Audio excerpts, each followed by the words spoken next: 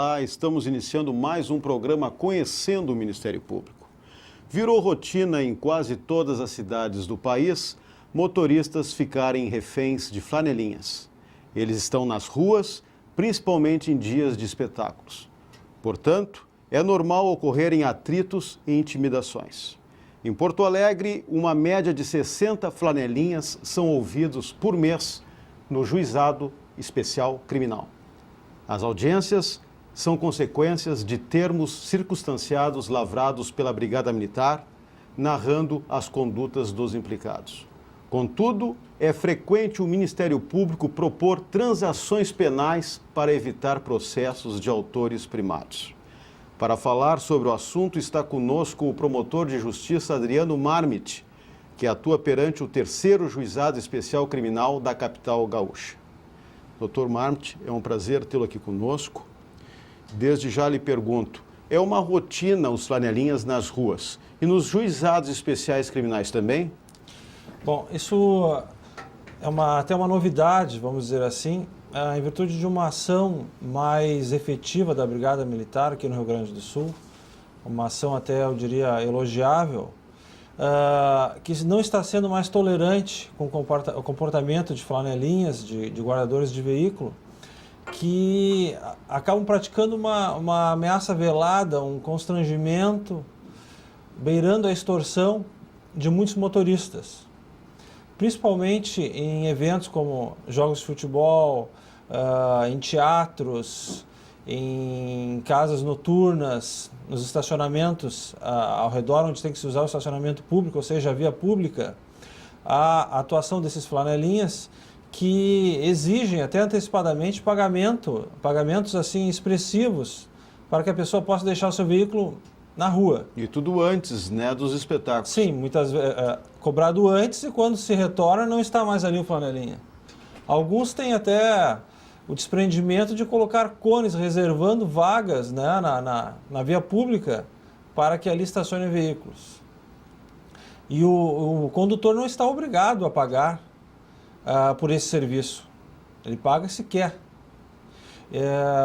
Então eu tenho notado uma nova política, vamos dizer assim, de segurança pública, onde não está mais havendo tolerância com esses pequenos delitos, seja cambistas, guardadores de veículos, consumo de tóxicos em estádios de futebol, embriaguez, esses pequenos veículos, delitos que no dia a dia acabam importunando e tirando a qualidade de vida do cidadão.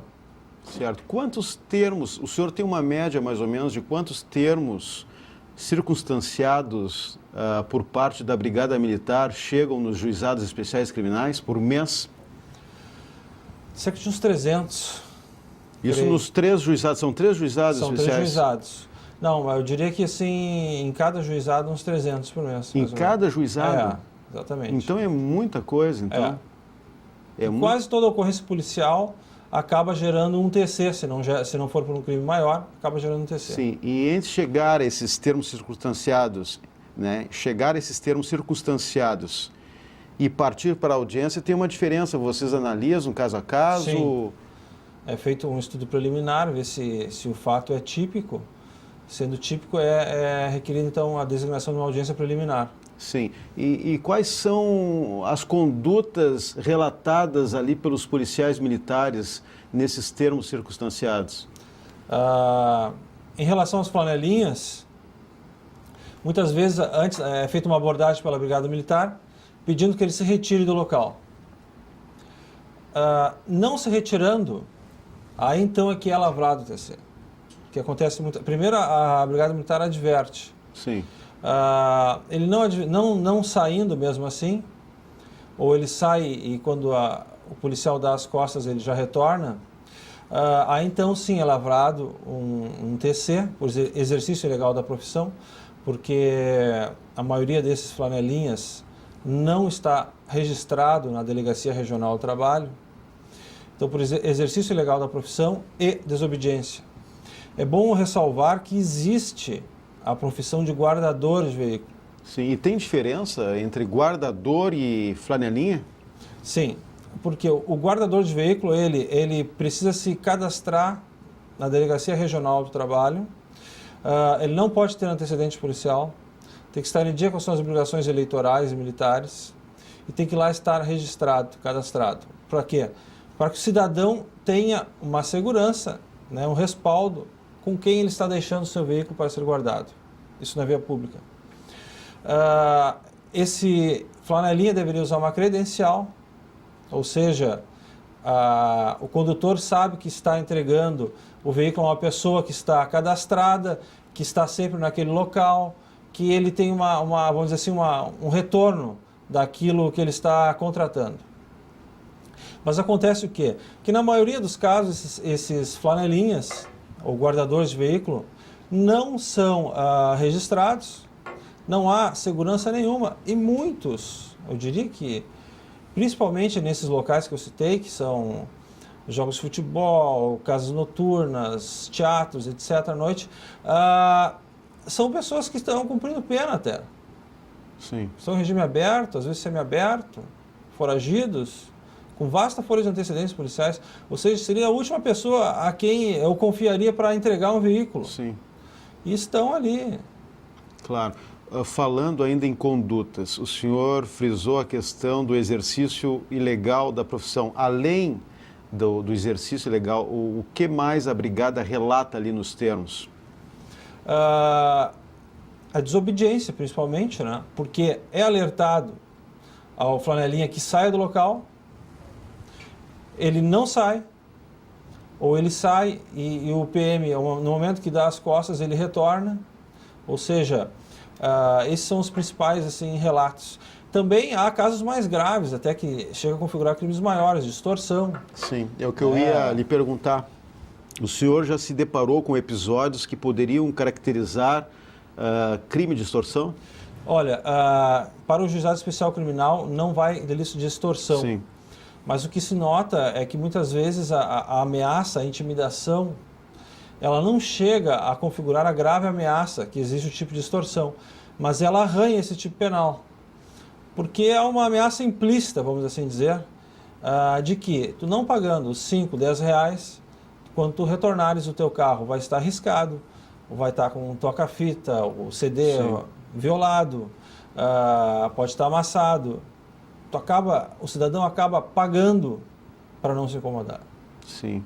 Ou acaba indo de táxi ao show, à casa noturna, para não correr esse dissabor. Claro. Não correr esse dissabor. E para caracterizar o crime de extorsão pelo Código Penal, teria que haver a violência, ou a grave ameaça. A grave ameaça. Exatamente. E qual é a pena prevista para crime de extorsão? Aí que está, nós temos dois pesos muito diferentes. Né? Sim. Para o crime de extorsão, a pena vai de 6 a 10 anos, se não me engano. E já para o de desobediência, ou exercício ilegal de profissão, a pena máxima é 6 meses. Sim. E os juizados... Cabendo transação, suspensão do processo, ou transação penal. Né? Então, quando se diz 6 meses, na verdade, está se dizendo nada. Claro. Porque ninguém vai preso por isso. Claro. Né? A não ser que tenha uma folha de antecedentes muito grande. Certo. Depois condenado e tudo mais. E os delitos que vão para os juizados especiais criminais não podem ultrapassar a pena de 2 anos, é isso? De 2 anos. Só que é bom deixar isso bem claro. As pessoas quando veem, né? Pode estar sujeito a uma pena de 2 anos. Olha, eu trabalho há 3 anos no Juizado Especial Criminal, ninguém cumpriu pena lá ainda. Por quê? Porque primeiro o cidadão tem direito à transação penal. Né? Se não houver se não houver condenação anterior. Sim. Mesmo assim, se ele não aceita a transação penal, ele ainda tem direito à suspensão do processo, que é ficar comparecendo durante 2 anos, geralmente 3 em 3 meses.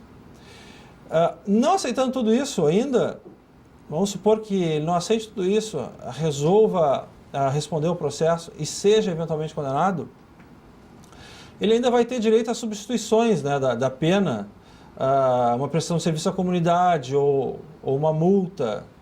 Então, na verdade, prisões, cumprindo pena por pequenos delitos, não é quase praticamente ninguém. O desafio, assim, é que me encontre alguém cumprindo pena por um delito de ameaça, por exemplo. Sim. Tá?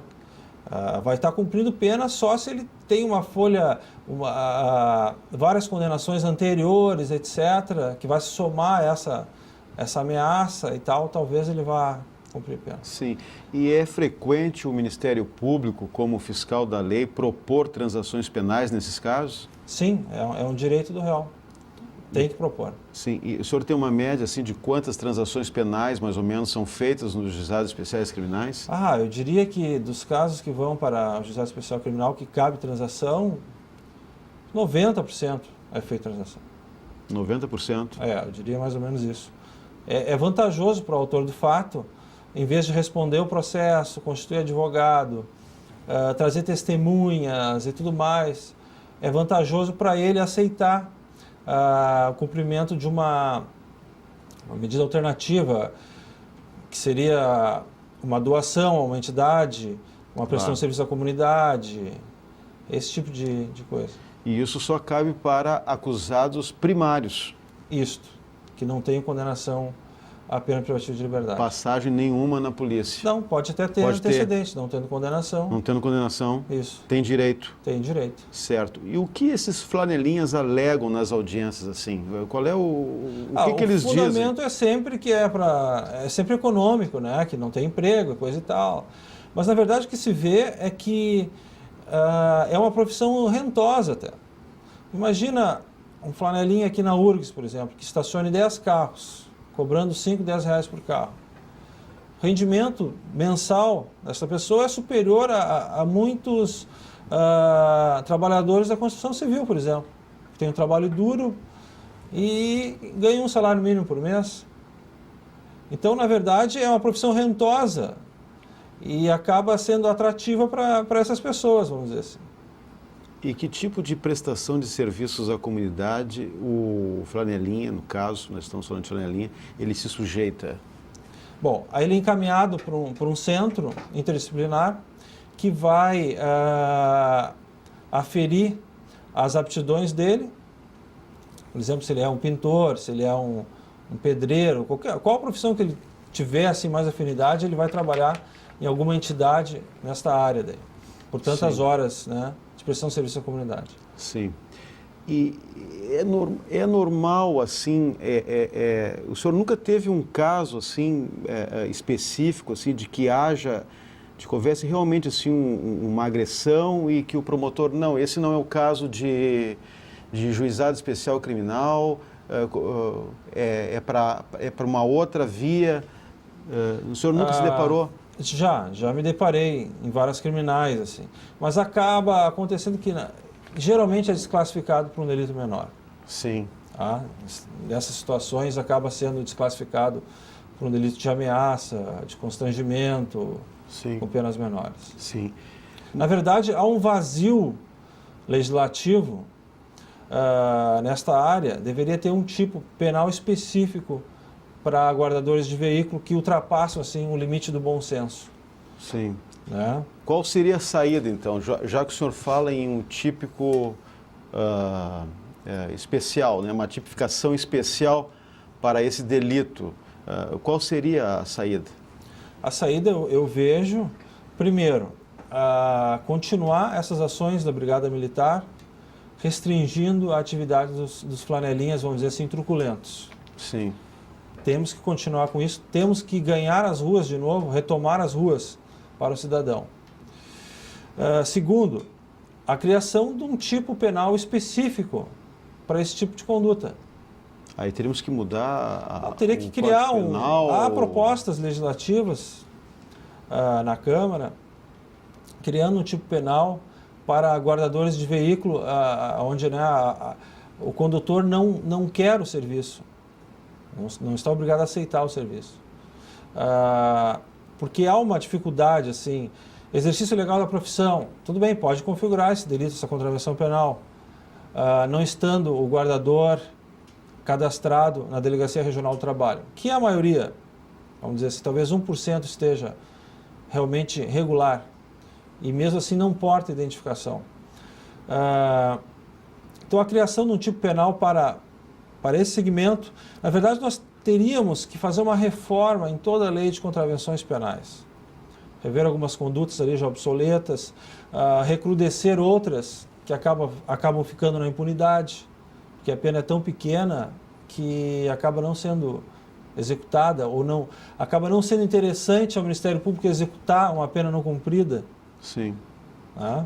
Quer dizer que propostas já existem, então. Sim. Eu vejo assim que há aqui no nosso estado, principalmente, a adoção de uma política de segurança meio que filiada à corrente da tolerância zero. Né? Eu vejo pelos TCs que estão entrando, que foi a política adotada em Nova York pelo prefeito Rudolph Giuliani, que passou a coibir também os pequenos delitos, não só os grandes. Por quê? Porque tudo começa no pequeno delito. Quando o meliante vê que não há autoridade, que não há interesse em coibir os pequenos delitos, começa a se instalar a desordem, né? A teoria das janelas quebradas. Está ali um prédio, tu passa na rua, vê um prédio com uma janela quebrada. O dono do prédio não conserta aquela janela. No outro dia tu passa ali, está aquela janela quebrada ainda, dá mais uma pedrada, quebra mais uma janela. No outro dia já tira uma lata de lixo ali na frente. E assim vai se instalando o caos, a desordem. Por quê? Porque as pessoas... O certo seria tu consertar aquela janela quebrada no primeiro dia. Ou seja, mostrar a presença ali de que há interesse, que aquele bem está sendo protegido, que está sendo guardado. Para o quê? Para que não se... Agora, por exemplo, nós chegamos numa fase em que os flanelenses praticamente já estão institucionalizados. O cidadão já tem que aceitar, vamos dizer isso. O senhor acha que há uma conformação, então, da população? Há uma conformação, não, há uma aceitação meio que imposta, justamente pela falta de autoridade, uma crise de autoridade que nós temos. Todo mundo diz, por que não vai prender o assaltante? Não sei o quê. Tem que prender o assaltante, mas também tem que combater esses pequenos delitos que acabam comprometendo a qualidade de vida do cidadão. Se fosse fazer um somatório, eu diria que umas 30 importunações de flanelinhas desses que extorquem a gente, eu acho que equivale a um assalto. Se fosse fazer um somatório assim, né, tem que combater tudo, todos os delitos, do pequeno ao grande. O que é pequeno um dia vai se transformar em grande. Por quê? Porque o Estado não mostrou que consegue combater nem o pequeno, aquele pequeno delito vai evoluindo, acaba se tornando, no futuro, um estímulo para os delitos maiores. Certo. Eles estão no rol dos crimes, delitos de menor potencial ofensivo, seria isso? Exatamente, exatamente. E os constrangimentos? Os constrangimentos, eles não vão cessar. Mesmo que haja uma tipificação especial, acha que continuaria os constrangimentos nas ruas? Eu acho que eles tendem a diminuir no momento em que a Brigada Militar continue fazendo esse tipo de blitz, esse tipo de atuação. Por quê? Primeiro, porque dá mais respaldo ao cidadão, saber que ele vai ter o apoio da Polícia Militar se ele precisar. Segundo, tu ainda mostra que as vias são públicas e que elas ainda pertencem ao cidadão. Elas não são espaços privados para serem explorados por flanelinhas. Certo. Então, de vez em quando é preciso lembrar que ainda existe a lei. Claro. Uma presença policial nas ruas é sempre importante nesse caso. Claro, claro. Tem que mostrar que o Estado está presente, né, com a sua autoridade e que as pessoas estão sob os olhos da lei, vamos dizer assim. Certo. E aqui em Porto Alegre, quais são os pontos, os maiores pontos assim de concentração? Não sei se o senhor tem isso, né? Para nos dizer quais são as zonas em que se concentram os flanelinhas. Eu diria assim, aqueles flanelinhas mais agressivos estão nos estádios de futebol, quando tem jogo. Chega a ser praticamente parado o teu veículo para estacionar em determinado lugar. Teatro da URGS, aqui no centro, aquele teatro ali no centro, onde espetáculos noturnos, casas noturnas ao entorno delas. Então, o que acontece é que o cidadão muitas vezes acaba indo de táxi, acaba não indo a algum evento, porque para evitar esse dissabor. Para não se incomodar. Para não se incomodar.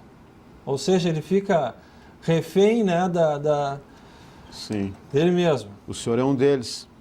Quantas vezes que eu já tive que avaliar se valia a pena ir num espetáculo, num show de carro. Né? Tu não usa, às vezes, o teu veículo por causa disso, ou deixa de ir em algum local por causa da presença esse dissabor, esse desconforto que é tu chegar e ser achacado. E eles né? querem o dinheiro antes, né? Sim, tem que pagar antecipado. E voltar e saber que não tem ninguém ali. E quando volta, está o carro riscado ou com os pneus vazios. Exatamente. Não há nenhuma garantia de que teu carro vai ser vigiado. Ainda mais nesse tipo de situação. No caso do futebol, até eles mesmos assistem o futebol, né? Sim. Pegam o dinheiro e vão para o campo. Acaba que um guardador de veículo desses aí acaba tendo um rendimento, vamos dizer, numa noite de R$100 ou mais, enquanto um operário normal ganha um salário mínimo por mês. Então, pela média que o senhor está fazendo, vale a pena ser flanelinha? Sim, não tem flanelinha por causa da crise, é porque é rentável, simplesmente porque é rentável para eles, é estimulante ter esse rendimento a trabalhar num local com um serviço mais duro. Sim, e cada vez que a sociedade paga... Estimula. Estimula mais ainda. Estimula mais, claro. Certo. Estimula. Mas também eu me ponho no local do cidadão que chega numa rua escura, está ali um flanelinha de 2 metros de altura, que nesses lugares geralmente ficam os mais truculentos, e diz, olha, é R$5, 10 para estacionar, aí o que tu vai fazer? Sim. Né? Aquela ameaça assim, velada, implícita, Claro. né? Que diz tudo, olha, se tu não pagar, teu carro não vai estar do mesmo jeito que tu está vendo ele agora. E a classe média hoje seria a mais afetada. Sim, acaba que a classe trabalhadora é a que mais sofre, que é a mais vítima desses pequenos delitos. Por quê? Porque, vamos dizer assim, a classe alta, você vai assistir um jogo, um espetáculo, acaba colocando seu carro lá dentro, num estacionamento privado, ou vai com motorista, né, etc. Ainda não é afetada, assim, por esse tipo de comportamento. Mas a classe média, a classe trabalhadora que gera recursos para o país, é a mais penalizada. Sim, falando em Brigada Militar, recentemente saiu uma estatística, nos últimos 6 meses, no estado do Rio Grande do Sul, mais de 12 mil flanelinhas foram detidos, e em Porto Alegre, eu não me recordo o número, mas mais de 60% deles tinham antecedentes criminais. Sim. Condenações criminais por roubo, por furto, é seguido. Eu diria assim que eles não preenchem os requisitos para se inscreverem lá na Delegacia Regional do Trabalho. Sim.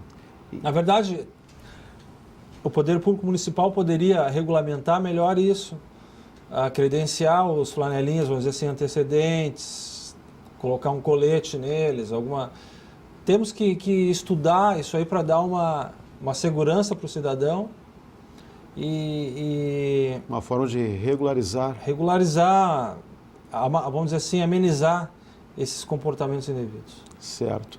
Nós falamos há pouco em tipificação penal, mas voltando à legislação, há cidades onde há permissão para a atividade? A lei federal permite a profissão de guardador de veículo, conquanto ele preenche aqueles requisitos. O que a maioria não preenche, vamos dizer assim, ou não está inscrita na Delegacia Regional do Trabalho. Mas também falta um apoio, vamos dizer assim, municipal, junto ao sindicato dos guardadores, onde há, para que essa profissão seja, vamos dizer assim, regulamentada e aceita, vista com bons olhos pela população. No momento que a população sabe que vai a uma casa noturna, a um show, e vai ter um guardador de veículos, já nem diria mais flanelinha, Sim. Um guardador de veículos, que vai ser sempre o mesmo, que vai estar sempre naquela quadra, que tu sabe quem é a pessoa que está guardando o teu carro. Se acontecer algum problema, tu vai saber a quem se dirigir. Que está cadastrada lá na prefeitura. Haverá uma aceitação maior pelo cidadão, ele vai ter interesse em contratar esse serviço. Mesmo assim, não está obrigado a contratar o serviço para estacionar na via pública. Mas eu acredito que vai ter uma aceitação bem maior. Claro. Nós estamos chegando ao final do nosso programa. Eu gostaria que o senhor desse aquele recado final para os telespectadores que estão nos vendo. Eu diria assim, a respeito dos flanelinhas e guardadores de veículo, que o cidadão não se intimide, que lembre-se sempre que a rua ainda é dele, a rua é pública. Se houver um dano maior, uma incomodação maior, que se dirija à Brigada Militar para que ela lavre o TC enquadrando esse flanelinha, vamos dizer que ultrapassou o limite do bom senso, que exigiu ou que ameaçou do cidadão. Ok, doutor Adriano Marmit, obrigado mais uma vez pela sua gentileza em aceitar estar aqui conosco no estúdio. E nós voltaremos na semana que vem com mais um assunto de interesse no Conhecendo o Ministério Público. Até lá.